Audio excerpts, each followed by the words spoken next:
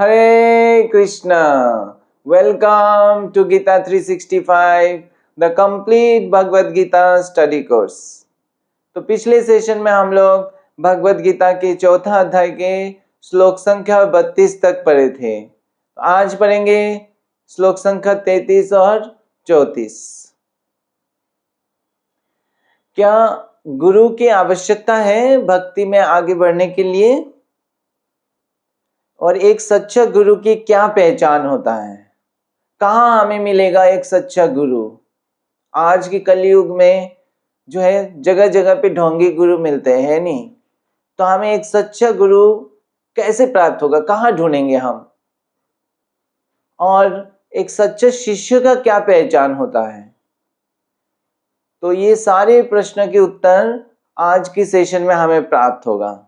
तो चलिए पढ़ते हैं आज की पहला श्लोक, श्लोक संख्या 33।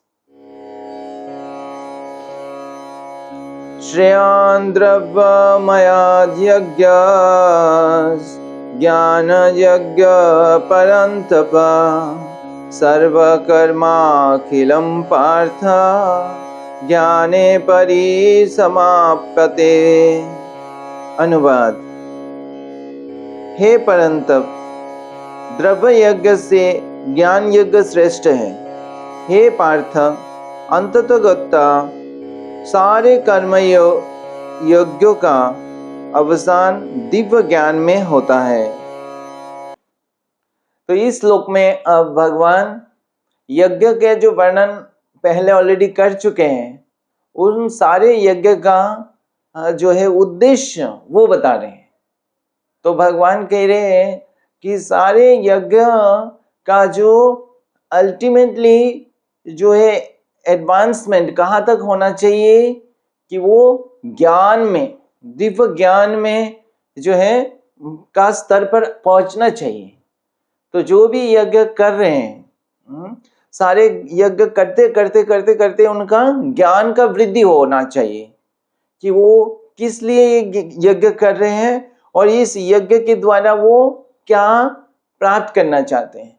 सारे यज्ञ का उद्देश्य क्या है? भगवान की प्रसन्नता, भगवान के प्रति सेवा और भगवान की प्रिय बनना। तो सारे यज्ञ के द्वारा वो भगवान के प्रति उनकी जो संबंध है वो गहराई होना चाहिए।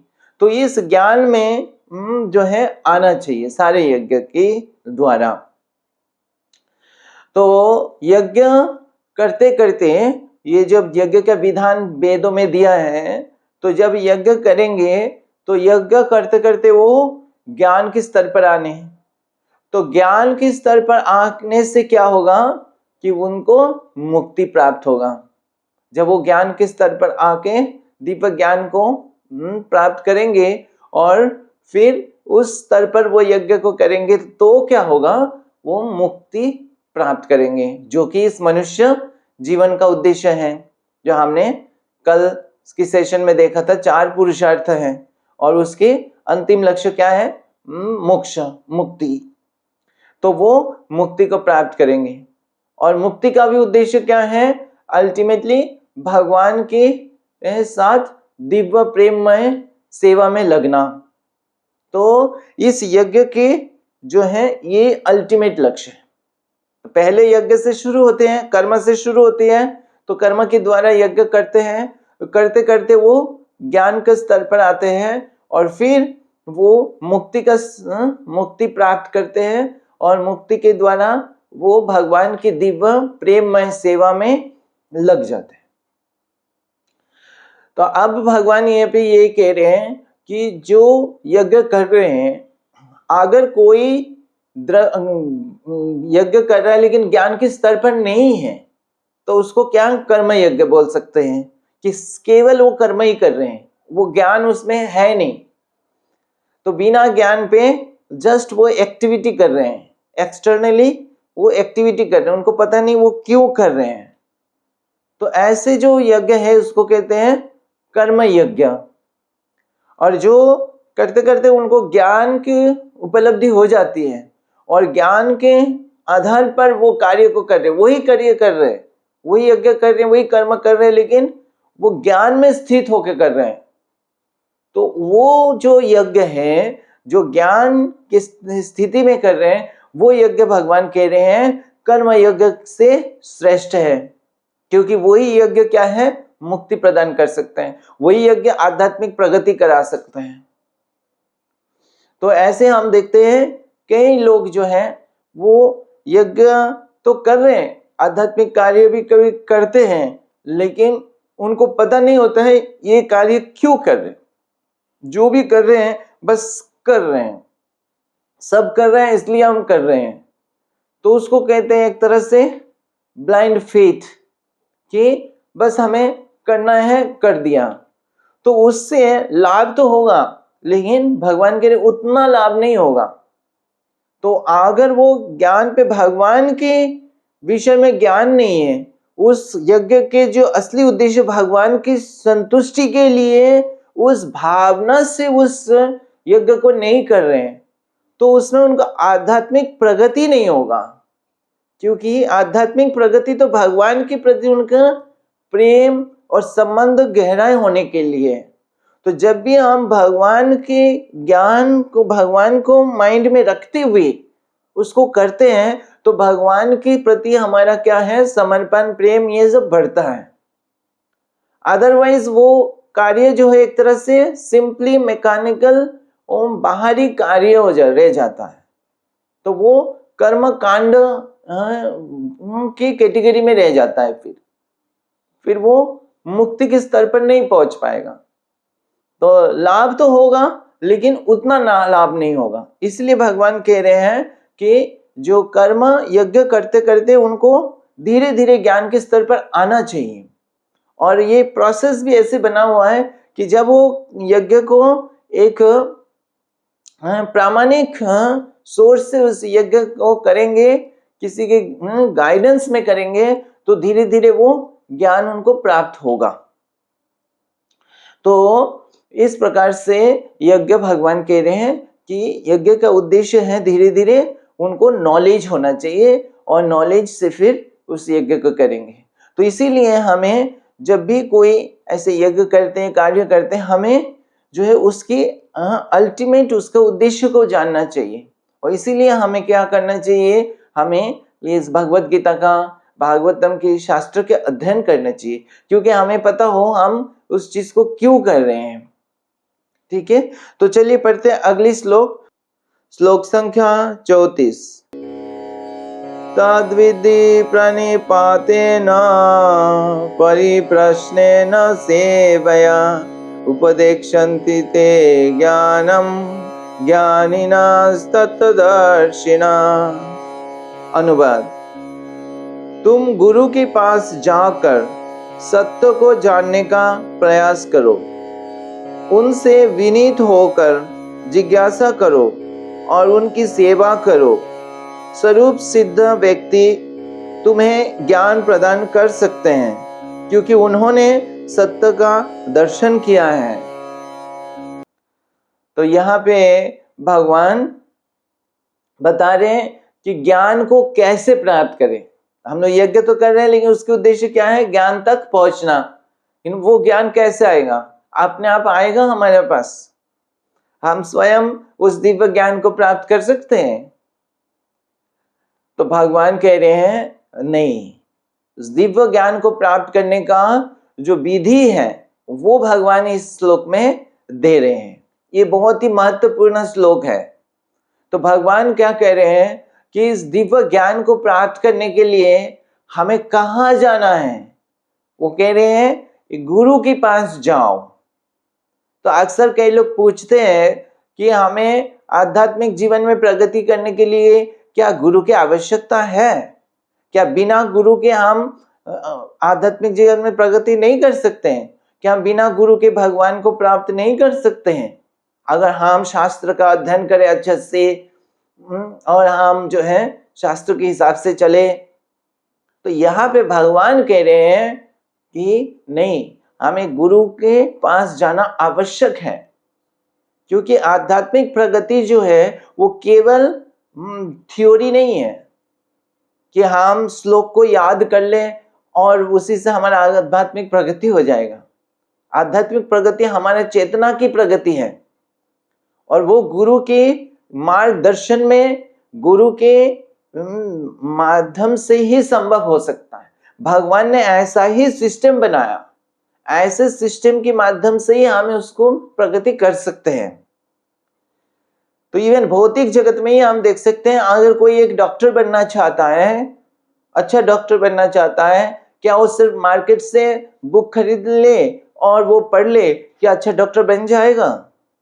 उसको कॉलेज जाना पड़ेगा, उसको एक अनुभवी डॉक्टर के साथ, प्रोफेसर के गाइडेंस में रह के उसको एक एक चीज सीखना होगा। तो ये आध्यात्मिक जीवन का तो बात ही और है। तो यहाँ पे तो भगवान कह रहे गुरु आवश्यक है, हमें उस गुरु के पास जाना है। तो अब प्रश्न आता है, गुरु कौन है, कैसे गुरु के पास जाना है? तो भगवान कहते हैं वो गुरु जो है वो क्या करेंगे? गुरु जब आप जाओगे तो गुरु उपदेक्षन्ते ते ज्ञानम, वो गुरु आपको ज्ञान की उपदेश देंगे, ज्ञान की शिक्षा देंगे। कौन गुरु? जो ज्ञानिना तत्वदर्शिना, जो गुरु तत्व का दर्शन किया है, जिन्होंने सच्चा जो भगवान के तत्व को पूरा अच्छे से समझ लिया है, रियलाइज कर चुके हैं, सेल्फ रियलाइज्ड पर्सनालिटी है, कोई साधारण व्यक्ति नहीं है। तो ऐसे गुरु जो है उनके क्वालिटी, योग्यता क्या है? यह भी भगवान कह रहे तत्वदर्शिना, जो भगवान को पूर्ण तरह से समझ चुके और भगवान के साथ उनके संबंध है। श्री चैतन्य महाप्रभु भी कहते हैं कि एक गुरु कौन है? तो वो कहते हैं किवा विप्र किवा नासी शूद्र केवा नय, जे कृष्ण तत्ववेत्ता से गुरु है। तो गुरु ऐसा नहीं है कि गुरु मतलब क्या एक सन्यासी ही होना पड़ेगा। तो अक्सर सन्यासी होते हैं गुरु, लेकिन ऐसे जरूरी नहीं है कि केवल सन्यासी हो तो ही गुरु हो सकते हैं, या ऐसे नहीं कि केवल ब्राह्मण कुल में जन्म हुआ होगा तो ही गुरु हो सकते हैं।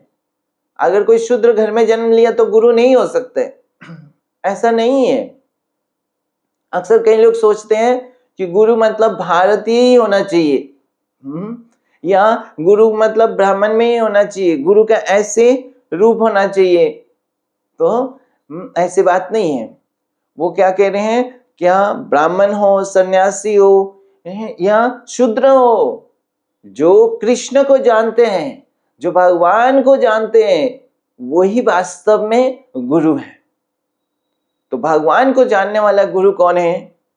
तो वो जो है ऐसा गुरु सद्गुरु, जो भगवान के प्रति जिनका प्रेम है, प्रेम के माध्यम से ही भगवान को जान सकते हैं, भक्ति के माध्यम से भगवान को जान सकते हैं, केवल विद्या से नहीं जान सकते हैं। तो जिन गुरु के हृदय में भगवान के प्रति प्रेम है, भगवान को वो अच्छे से समझ चुके हैं, जान चुके हैं, वही हमें भगवान को से मिला सकते हैं, वही हमें भगवान के बारे में ज्ञान दे सकते हैं। तो ऐसे गुरु के पास जाना है।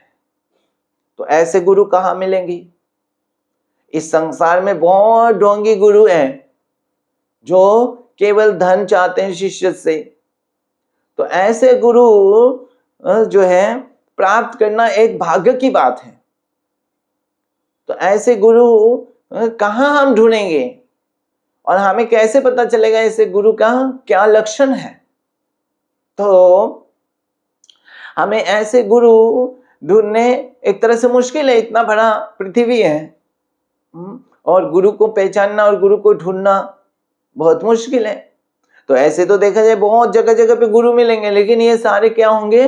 कृष्ण तत्ववेत्ता नहीं होंगे, ढोंगी होंगे।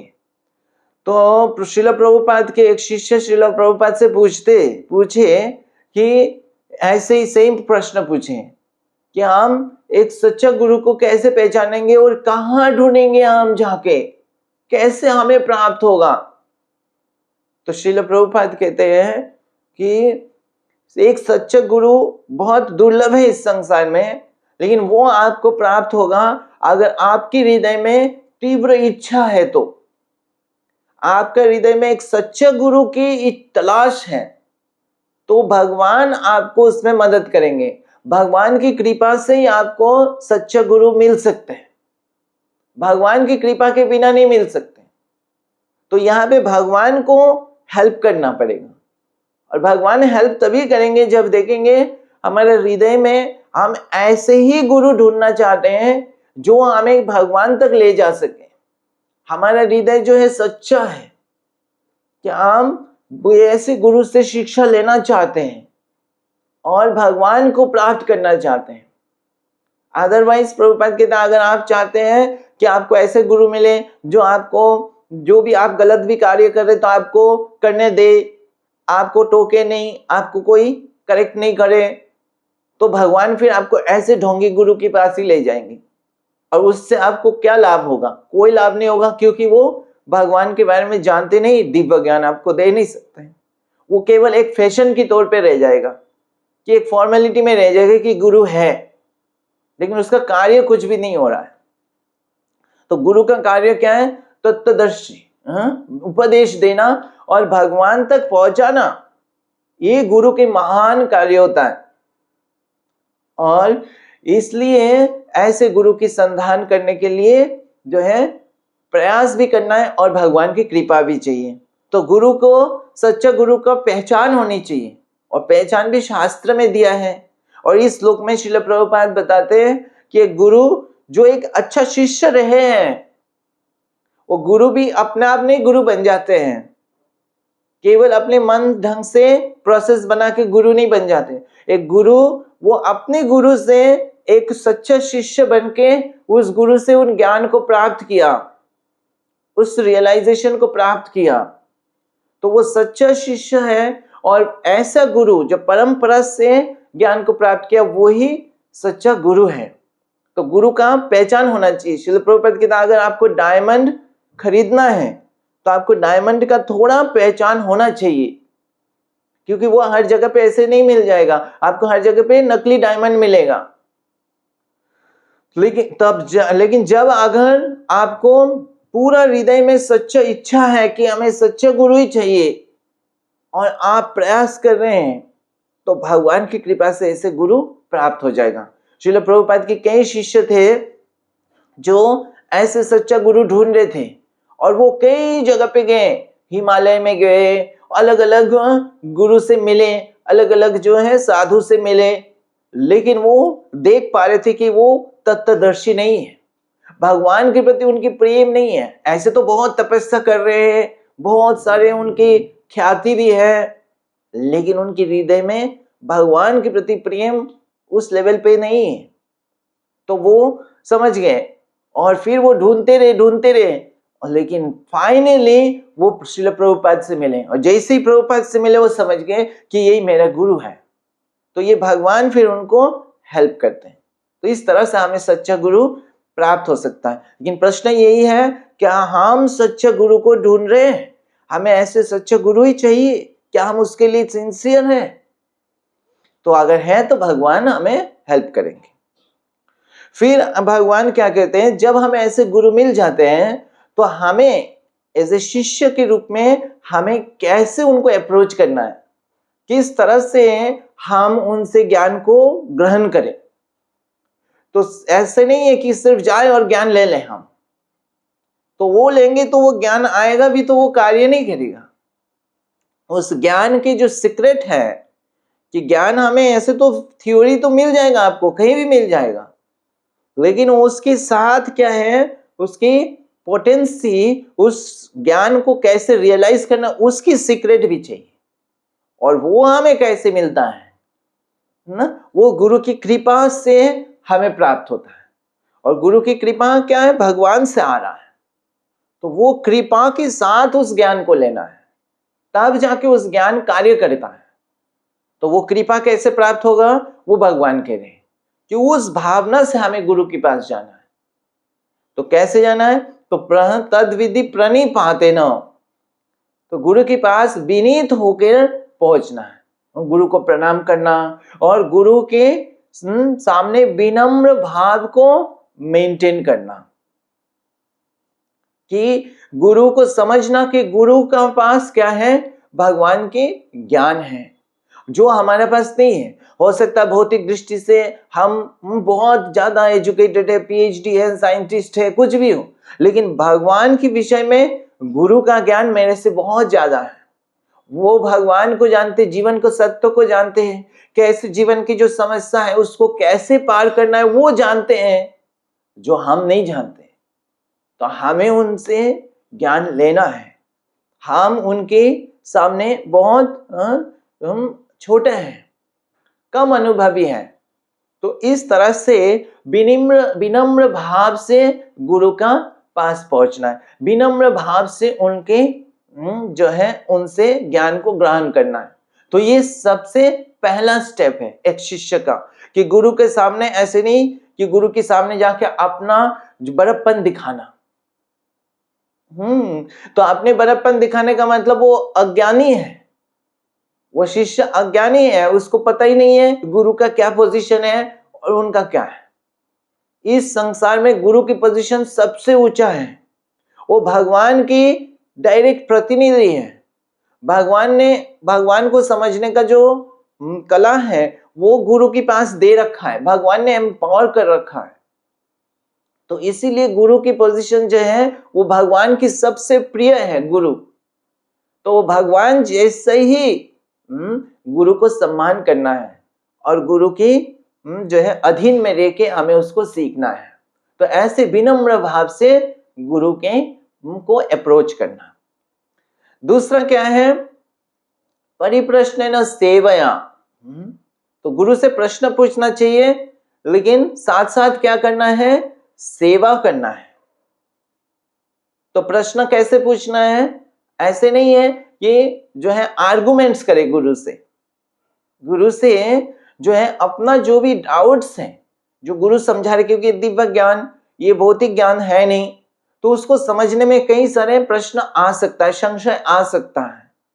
तो उसको विनम्र भाव से जानने का उद्देश्य से पूछना चाहिए। जैसे अर्जुन पूछ रहे हैं भागवत गीता में, तो श्रील प्रभुपाद तात्पर्य में लिखते हैं कि आध्यात्मिक ज्ञान ये नहीं बताते कि आप अंध की तरह जो गुरु बोल रहे हैं उसको बस एक्सेप्ट कर लो, उसको नहीं बोल रहे भगवान कह रहे हैं प्रश्न पूछने का अधिकार है शिष्य का, और वो प्रश्न पूछना चाहिए। एक सिंसियर शिष्य होगा तो वो पूछेगा, क्योंकि उसको वो ज्ञान को जीवन में अप्लाई करना है।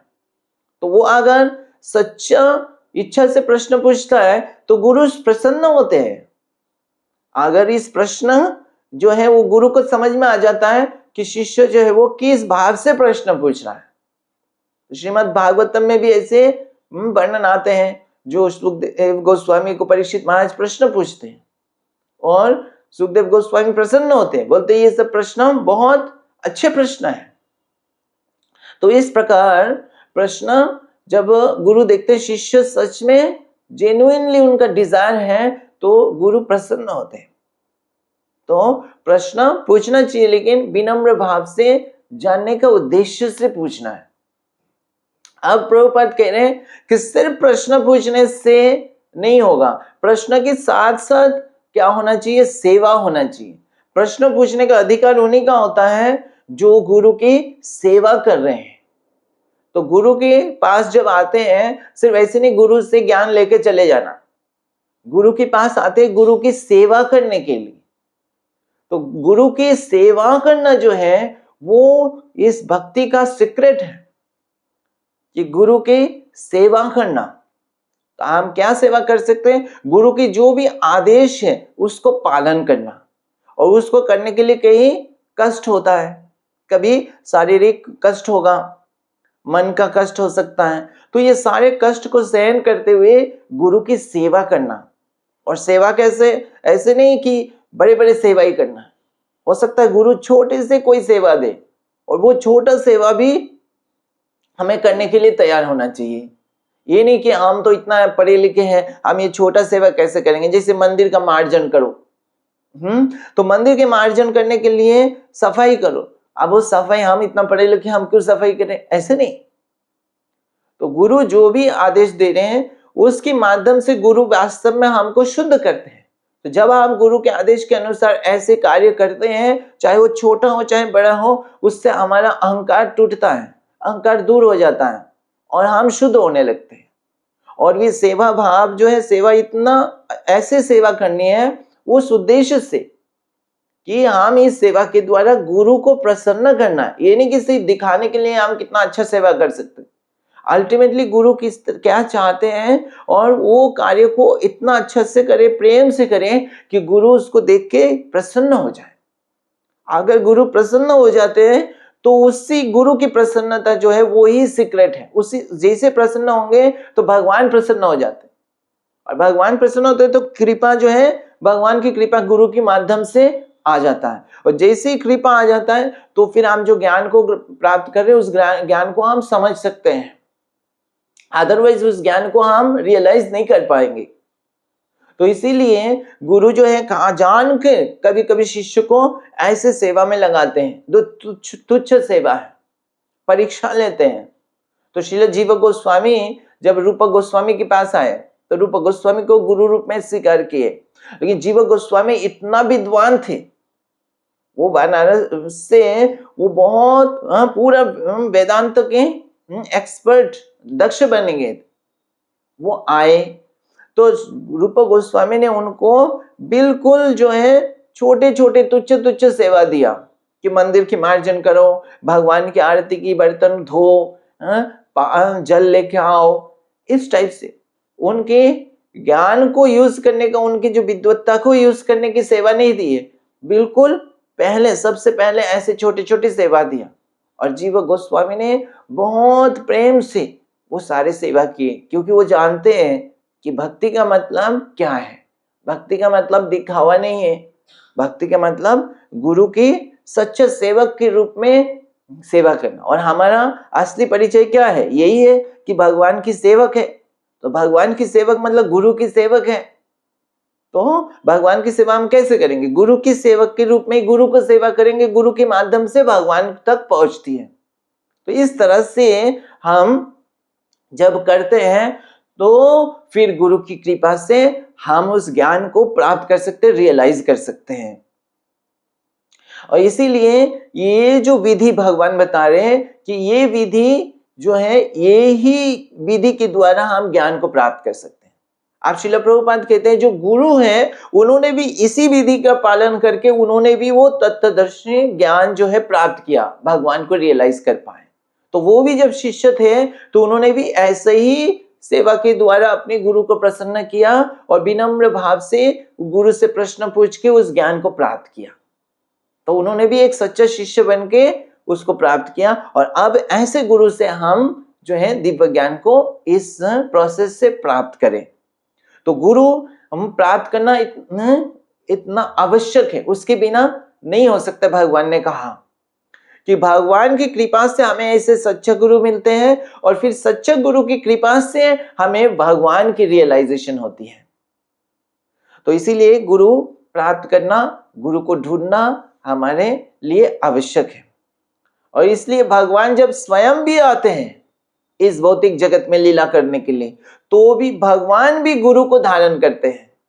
तो भगवान तो सब कुछ जानते हैं, दिव्य ज्ञान तो भगवान के पास तो सारे ज्ञान है, भगवान की क्या आवश्यकता है गुरु को धारण करना। लेकिन गुरु की पोजीशन इतना महत्वपूर्ण है कि भगवान दिखाते हैं कि कैसे हर किसी को गुरु धारण करना आवश्यक है। तो भगवान जब कृष्ण के रूप में आके लीला कर रहे थे तो भगवान ने संदीपनी मुनि को गुरु के रूप में धारण किया। और वहां पे वर्णन आता है कैसे भगवान संदीपनी मुनि को जस्ट एक फॉर्मेलिटी की तरह नहीं ग्रहण किया, उन्होंने गुरु की सेवा भी की। तो वर्णन आता है कि संदीपनी मुनि भगवान को बताते हैं कि यज्ञ के लिए काष्ठ चाहिए, लकड़ी चाहिए। तो भगवान जो है वो जाते हैं लकड़ी लाने के लिए, और वहां पे जब जाते हैं शाम को क्या हो जाते हैं, तूफान आ जाता है। और तूफान में सारे जो है इतना बरसात हो जाता है, अंधेरा हो जाता है, चारों तरफ पानी पानी हो जाता है और कोई रास्ता दिखाई नहीं पड़ता है। तो भगवान और उनके सखा के साथ सब वहां पे अटक जाते हैं और संदीपनी मुनि को काफी चिंता होते हैं कि कहाँ है कृष्ण, कहाँ है, और वो लोग शिष्य कहाँ है। तो उनको ढूंढने निकल जाते हैं और फिर उनको प्राप्त होता है, उनको लेके आते हैं। तो इस तरह से गुरु के और शिष्य के प्रति प्रेम जो है वो बढ़ता है सेवा के द्वारा, और भगवान ने दिखाया कैसे सेवा करना चाहिए। ठीक है, तो ये श्लोक बहुत महत्वपूर्ण है और हम इस श्लोक का पालन करेंगे गुरु को अप्रोच करने के लिए और गुरु की सेवा करने के लिए, तो हमें वो जो दिव्य ज्ञान, भगवान के विषय में ज्ञान, वो हमें प्राप्त होगा। ठीक है, तो आज हम यहाँ पे विराम देते हैं। हरे कृष्णा। ग्रंथराज श्रीमद् भगवद गीता की जय। जगत गुरु श्रील प्रभुपाद की जय।